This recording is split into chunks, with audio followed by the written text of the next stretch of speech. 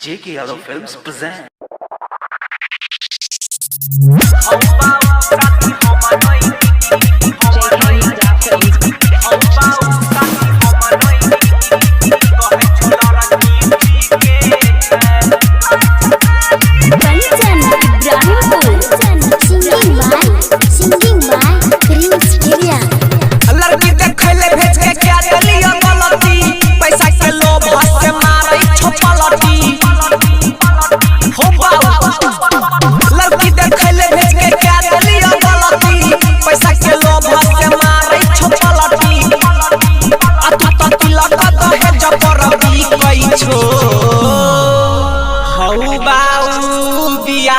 हम नहीं करब। अरे चुप, हमार 4 गो भैंसी संभाल के उहे लेके ठीक छौ।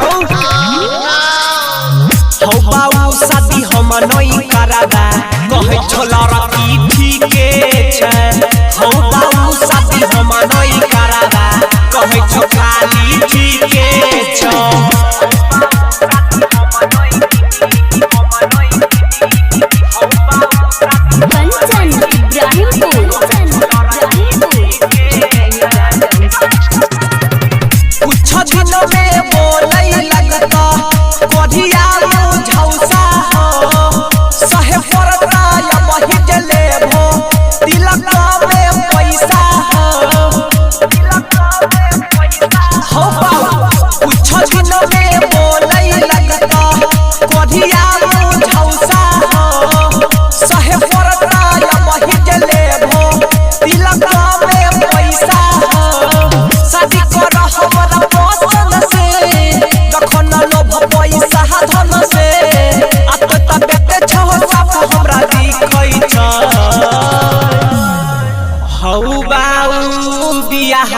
हम नहीं करब।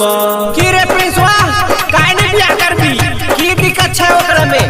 सब कुछ तो ठीके छै। हौ बाऊ शादी हम नहीं करबा कहे छोला रखी ठीके छै। हौ बाऊ शादी हम नहीं करबा कहे छो खाली ठीके छै।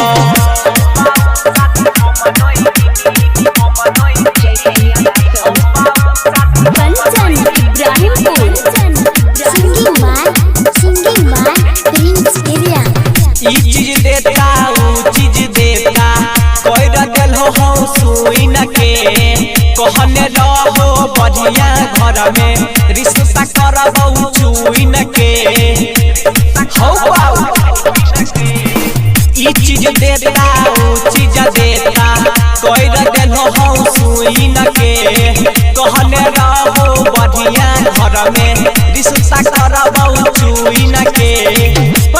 सूरज से बदलिए हो पता प्रिंस से लगलिए हो अरे तो धीरज हो सही सही लिखै छ। हौ बाऊ बियाह हम नहीं करब। सब ठीक छै, दूगो पाड़ियो देतो, काहे नहीं बियाह करबी? बियाह करे के पड़तो। हौ बाऊ शादी हम नहीं करबा कहे छो कनिया ठीके छै। हौ बाऊ शादी हम नहीं करबा कहे छो कनिया ठीके छै। J.K. Yadav Films